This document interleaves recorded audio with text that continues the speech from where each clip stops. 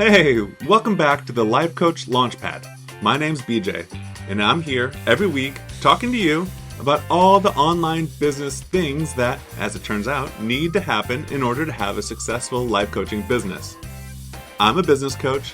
I love to help life coaches make more money, get more clients, have more fun, and to do what they love to do, what they're meant to do, and that's coaching. So, let's dive right in. Hello and welcome back. Did this year not go your way? Did you start the year with lofty goals and now, which is great, you want to start with big goals that make you work hard in order to go achieve them, but now you're here, maybe you didn't get enough clients, get as many clients as you want, maybe profit's not where you want it. What do we do? Let me ask you this, what do you think about your results?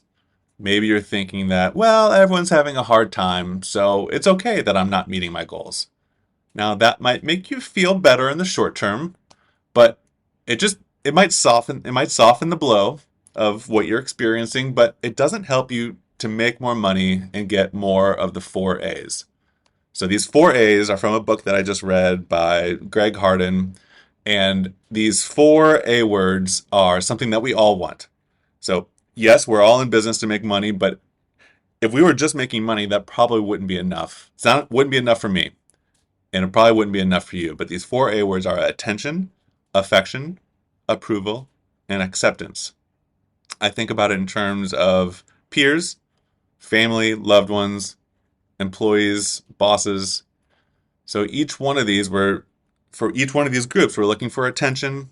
Affection might fall more into the family and loved ones. But still, it feels great getting an email from a client that you've helped and it really changed their life. That's also affection. And of course, we're looking for approval, acceptance. These are all ways of getting satisfaction from what we do. And it's not just about making money. So maybe you're thinking about your results this year. Well, I can't quit my day job.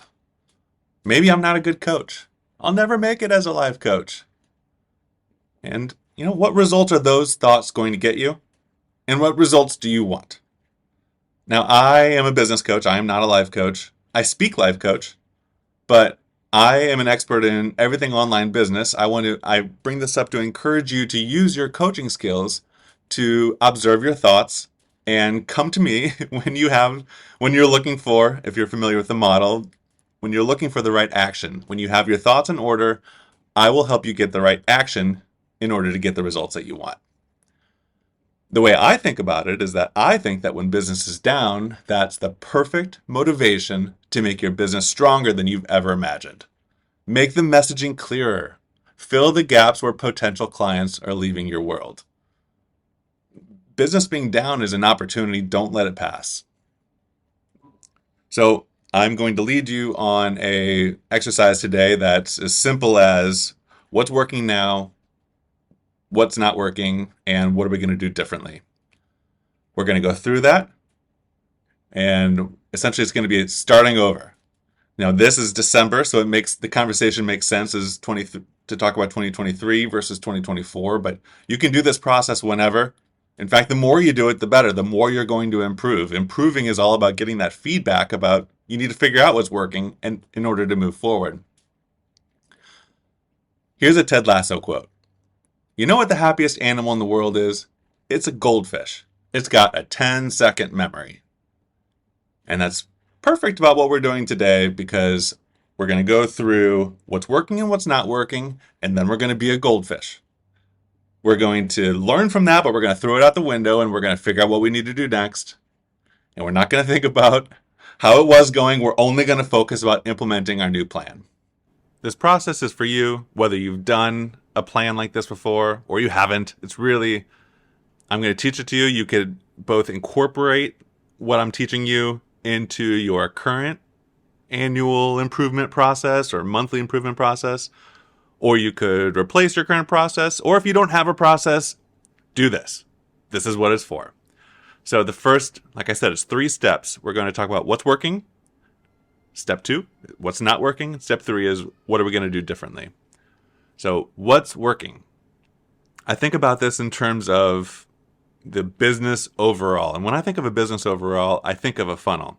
Now, funnel is a very buzzy word in the sense that it could mean for like each particular offer has a lead magnet, potentially an ad, email nurture sequence, and then checkout or whatever it is. But I think of the business overall where it could have multiple of those offers. You have content creation going on, and in the middle you have executing your coaching. You might have different, like I said, you might have different programs. You might have employees, contractors, and at the bottom you have sales. As people go along their journey, moving down your business funnel, some people leave. That's what gives it the larger at the top and narrower at the bottom, why it's called a funnel. I think about it from the top down. From the top is where people are entering your world for the first time. A lot of times they'll be experiencing your content. They'll be engaging with your lead magnet. They might see an ad. They might see social. So let's talk about content creation. This is what's working. Now, first, let me say that it is really easy to go to what's not working first. That is where our brains want to go. It's like watching a juggler. They're juggling some balls. They drop a ball. Everyone's watching the ball that's on the ground, not the rest of the balls that are in the air. That's really hard to make stay in the air.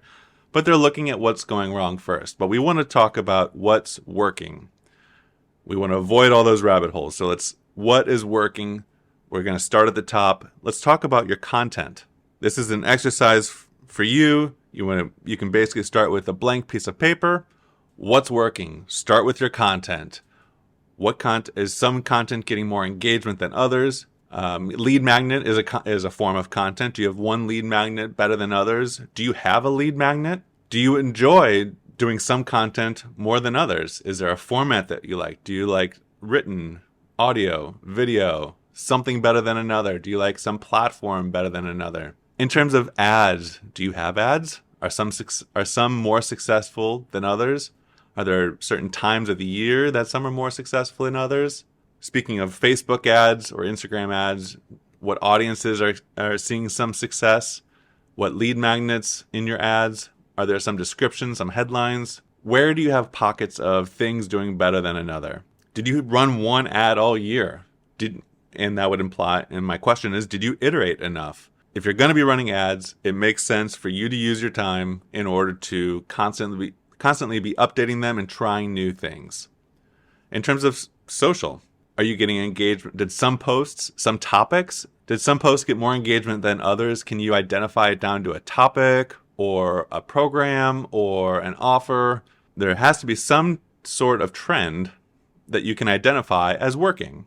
Can you see that some posts are getting engagement and maybe they're getting clicks? They're going to your landing page, but that landing page isn't getting sales. So you could say that you're getting some success with your social posts. Or which type of posts are you getting success with? Some platforms might be working better than others for you. In terms of your webinars, your masterclasses, small offers, is there one type that's working better than another? Which ones are you having more fun at? Because at the end of the day, you want to be building this business around what you enjoy doing. How are your consults? And of course, consultations, there's so much here to dig into, but what you're looking for is what's working. What did you learn? Did you have fun? How are your sales? You need to celebrate any improvements. Are some offers or some programs performing better than another?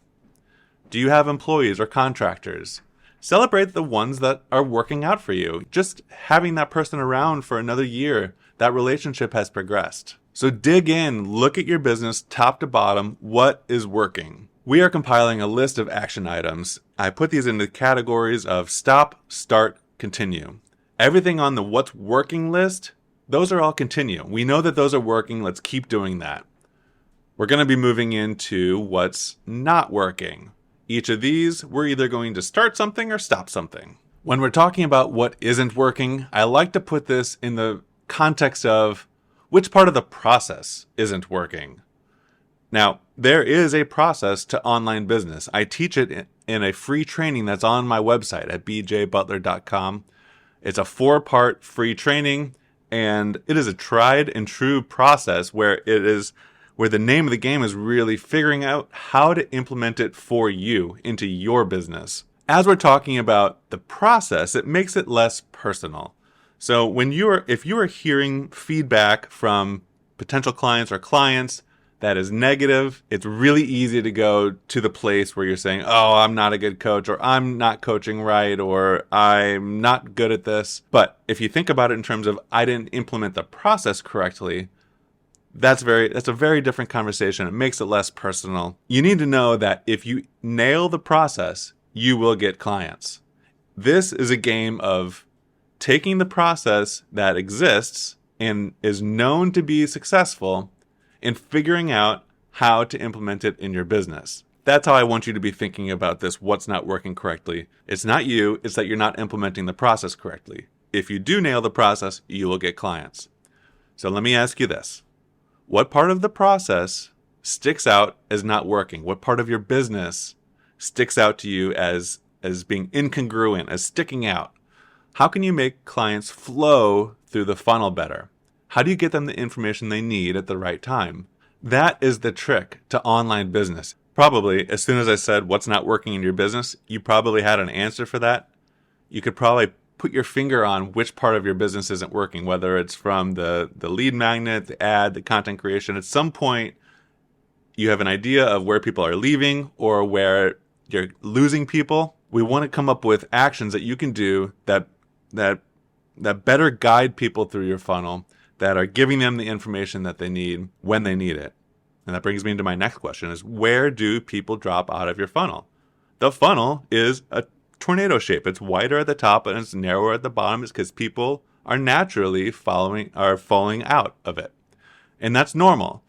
But if you can pinpoint where more people are falling out than others, we want to go fill that gap. And it's likely because there's some messaging that is not clear at some part of the process. Are people showing up to a consultation with you interested in learning about coaching? Or are they just there to get a free coaching session? That's great that they're interested in your coaching, but it's a very different conversation and makes it much harder for you to be able to sell them on coaching. Are you addressing objections throughout the funnel? Definitely through consultations, you will have an idea about all the objections that people can come up with, because they come up with a lot of them. There are some that come up more than others. It's too expensive. My spouse is currently saying no. I'll have to go ask my spouse. I'll have to think about it. Knowing those objections, figuring out how to address them, and then putting that information throughout your funnel. It'll show up in emails that go out. It'll show up in your landing pages, on your website, through your social posts. It is possible to address those objections before people even have a chance to say them. Here's another question. Are potential clients seeing the real you? Do they really understand what coaching is and how you are different? Now, it's nearly impossible to do a download of a typical audience member's brain into yours for you to see how they see you. But you can get a pretty good idea about it from consultations or emails that you receive or messages on social. Are people seeing you the way that you want to be seen? And the way that they're seeing you is a reflection of all of the marketing that you're putting out there, of all of the content that you're creating. Is it getting across the way that you want it to get across? Probably as I'm saying this, there's something that's coming to your mind that you want to write down and you want to capture as an action item. Here's another question. Think back. If you're doing this for the last year, think back to 2023. Where have you gotten stuck? So basically somebody asked you a question and you didn't really know how to answer. Could be a question from an email, social media, direct message, a consultation. It could also be the same question over and over from your audience, which is great. That tells you exactly what to go work on. For me, for multiple launches in a row, I had a client who was getting the same question. Is there going to be a recording with that masterclass?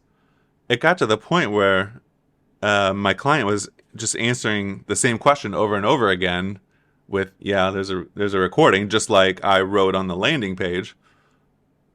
But it turns out that clearly we weren't making it obvious enough. So now on every landing page that I create for her, I put at the very top, recording is available. And if it expires, I'll say when it expires. I'll mention it in multiple promotional emails. I have reminder emails for people who already signed up for the masterclass. I will say it in those just to remind them, here's what to expect in terms of how long the recording is available for. And then also so usually after the masterclass or after the a short coaching number of sessions that I will remind them that this is how long the recordings are good for. And we don't get that question anymore. That is the beauty of getting feedback and learning from it. When we first got it, it's like, oh gosh, this is so annoying that we keep getting the same question over again. Okay, so we've covered what's working, what's not working. Now we're moving on to what are you going to do? What are you going to do differently? What are you going to do about it now that you know all this? And here's a little reminder. Every result that you have achieved or ended up with is because of you. That's actually great news. It doesn't sound like it, but therefore you are also in full control to change those results. Now, once again, I am a business coach. You are the life coach. I am just reminding you to use your powers and your skills as a coach to coach yourself. Okay, now we have our list of action items that we have gathered from what's working are all things that we're going to keep doing. What's not working means we're either going to start doing something or we're going to stop doing something. And somewhere along the way, each of those means that we didn't get the right message across to our potential clients. You've identified the places in your business, which I also think of as a funnel. People are coming into your world. Eventually they're going to buy at the bottom, where your audience didn't hear what they needed to hear, or they heard something that wasn't what they needed to hear. You are guiding them along their journey. They're starting with wherever they are now, wherever they are in life, how they're viewing their problems. You're guiding them along to believing that you are the person who can solve those problems. In your action items, you need to be detailed and specific. Which changes are you going to make to which web page, to which landing page?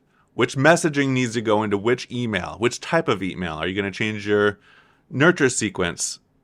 Is it your online content that needs different messaging or the messaging tweaked? Which web pages need to be created? Are these web pages part of your core website? Or is it a landing page associated with an offer? Is this offer something that you're going to be offering more than once on a certain frequency?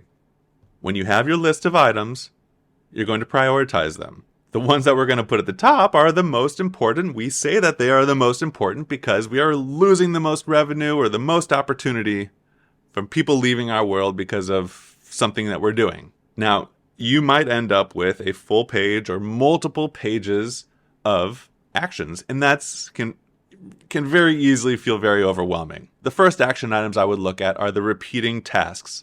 I would put those directly into your calendar so that if you know that you need to start creating a weekly newsletter, then for however long that takes, maybe 1 hour, 1.5 hours per week, figure out what day, what time you're going to do that, put that in your calendar, put it on repeat, honor that event when it comes up. You know that that's what you're going to be doing then.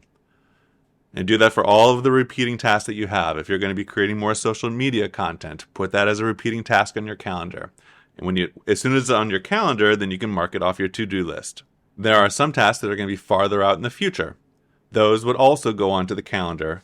Things that are too far in the future to stay on my to-do list the threshold is usually about a week. If it's more than a week in the future, it'll go onto my calendar. I can mark it off of my to-do list. When it comes up on my calendar, I honor that event and I make sure to do it. Because if I don't do it, then it's completely lost. There are times that things will come up on my calendar and I can't do it then. It is very important to either change the date, change the time, or write it back down on your to-do list. That way you keep track of it. Even after you move those two types of tasks onto your calendar, you still might have this overwhelmingly long list. Now we need to come up with time in order to work on your to-do list, to work on these action items that you have created in order to get your business where you want it to be.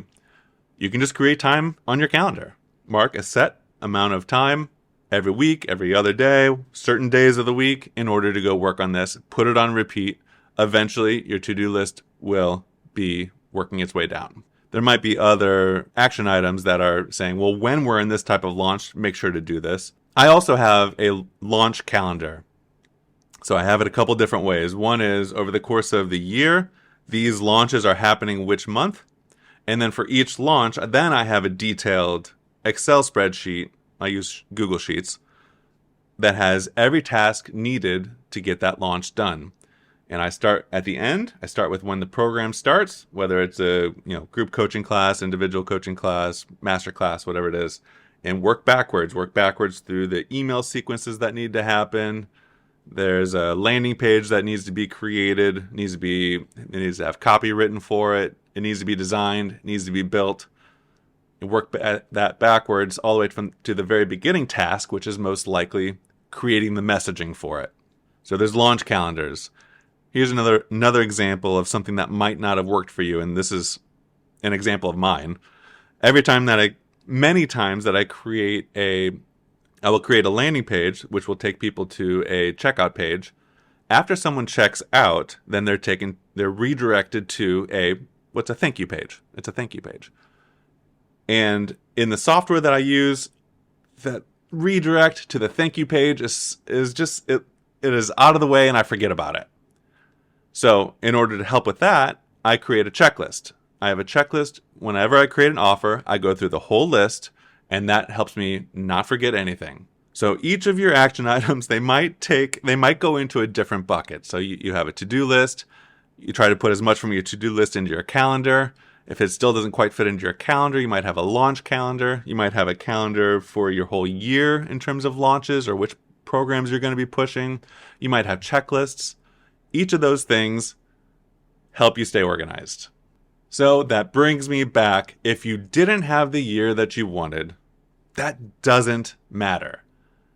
Do this assessment, figure out what's working, what's not working, and what are you going to do differently. Create your vision, create your plan based on what you want your coaching business to look like. Be a goldfish and then go execute. Now, how can I help you implement your plan? If you're wanting to put in sweat equity into your business, build skills so that you can build and run a profitable coaching business, I can coach you how to put into action everything that's on your plan. If that to-do list is just too long, talking about launch calendars and putting to-do lists into calendars, if that's all overwhelming, I can help you. Here's an example. If you're putting your first offer out there, that's not just a Facebook post saying, hey, I'm a coach, I can help. I can coach you through the process of creating the messaging, coming up with the copy, what needs to change to your website. Say you're doing a landing page. I can help you design it, how to build it. Then how are you going to tell people about it? What goes into your social posts? What goes out as emails? And what else do you need for your content marketing? What technologies do you need to deliver your offer? Yeah, often Zoom is enough for video conferencing. But then what are you going to do for your recordings? Are you going to have your recording on a landing page? Do you have a follow-up email sequence? Are there autoresponders involved? When you're doing these tasks for the first time, it's really easy to get caught up in the whirlwind of free information. So this is the first trap. This is the first thing that can stop you in your tracks. You can end up with a case where you have two experts that can both be right, but they're offering competing paths. Basically, if you do one, you're not doing what the other one says. So that's how a coach can help. I can help you come up with a plan that's best for you, not just what some expert is offering you for free. Also, jargon can stop you in your tracks. So I don't want you to get stuck wondering about, well, what does subdomains mean? What are browsers, UTM parameters? I don't want you going in circles trying to figure out every detail. So what does this error mean in Zoom? Those are all real examples of discussions I've had with coaching clients. So they didn't have to stop and spend time figuring all those things out. So, another common trap when you don't have a coach is doing nothing. It's very, very easy to do nothing. Your brain will feel like that's the safest way because you're not putting yourself out there. But when you compare the results of doing nothing versus doing what you need to do in order to get your business where you want it to be, you know the answer. I mean, you are a coach. I'm sure this is part of the process of you coaching your clients, that there's less net pain and less discomfort in pushing yourself. There's less pain in going the route that you know you need to take, even though in the short term, it's easier to do nothing. And I can push you. I can provide accountability. I also provide done-for-you services. When you're ready to dedicate more time to directly providing value to your clients or your audience, I can help.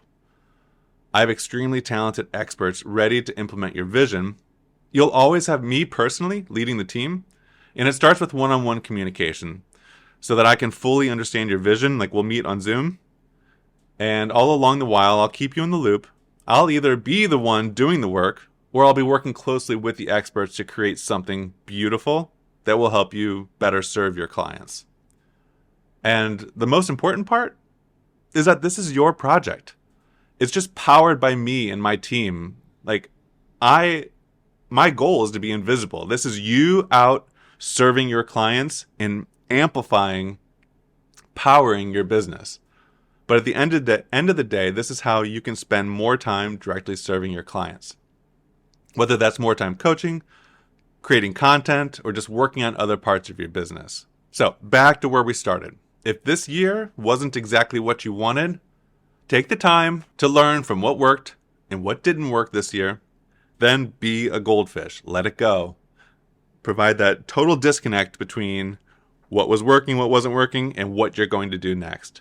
Focus on what you need to think in order to make next year happen the way you want it to. Once you have your brain right, you'll know what needs to be done. And I'll help you get it done, whether that's fast-tracking you learning the skills to get it done, or getting it done for you so that you have more time to work in your business. And in fact, both options give you the time to work in your business, and that's what we all want. Okay, that was more than enough for today. I hope that you go do this assessment on your business. It's the end of the year. It's the perfect time to do it. I am not the only person that you'll hear talking about an end of year assessment, but really, go do it. See you next week.